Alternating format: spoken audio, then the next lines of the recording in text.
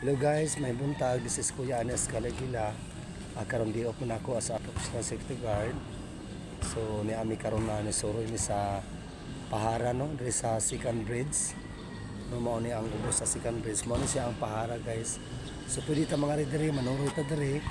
Pwede sa kaliguan kay labi na karon linaw ang dagat nga nasa mag-jogging. And then kung kinsa tong wala na kay balo, na yung mga bike ibilin aron ang pita. Ari pabilin ang bike sa entrance. So mao na siya ang Pahara guys diri sa Mandawi City no.